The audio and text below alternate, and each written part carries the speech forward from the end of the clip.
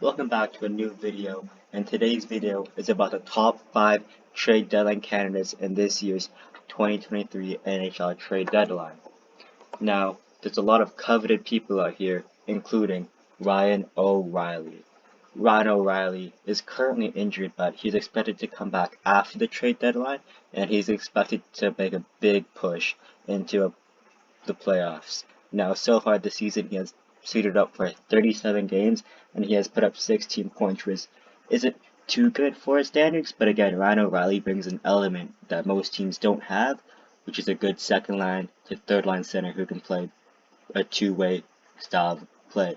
Now, as you remember, he has already have Stanley Cup pedigree as he did win with the St. Louis Blues, and he's looking to add another Stanley Cup ring to his resume. Now for a team that I think could give up for him, I think a first round pick, a good prospect, and maybe a mid-level pick, kind of what Claude Giroux got for Florida. Now, with the second most likely player to be flipped, I think it is John Klingberg. Now, John Klingberg, he could have been flipped already to Edmonton as it's been released for signing with Montreal, then getting flipped to Edmonton. But so far this season, he has played 44 games with 6 goals and 13 assists for 19 points. Not too impressive, but again, it's John Klingberg, so not much to expect.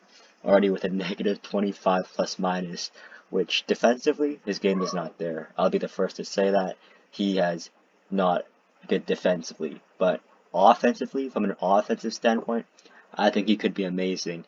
The way he breaks out, the way he makes passes, the way he reads the play is honestly amazing to me, and I think a contending team could get him for a decent price. I think maybe even a second round pick. I don't think he's worth a first round pick, and I don't think a team will give up a first round pick for a player like John Klingberg, as there's not a lot of defense to his game when they really need defense.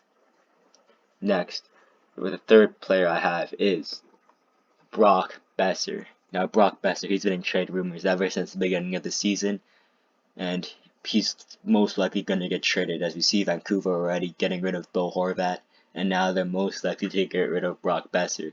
So far this season, he has 30 goals in 42 games, and he has 71 games played last season, which is pretty impressive for a guy who has not a lot of injury history, so it's even better for a team that's going to be trading for him. He does carry a hefty salary cap, though, so there has to be some salary retention, and I think he could be getting maybe even a mid-round pick back for some player like Brock Boeser, or maybe Vancouver would even have to give up more to get rid of Brock Boeser, as that contract is not looking too good. And it's crazy because Brock Boeser used to be one of my favorite players in the 2018 season. Now, going over to the fourth most likely player, we have Joel Edmondson of the Montreal Canadiens. Now, Joel Edmondson, he's a tough player to play against. He works hard, he grinds, he blocks shots, he kills penalty, and he works hard every time.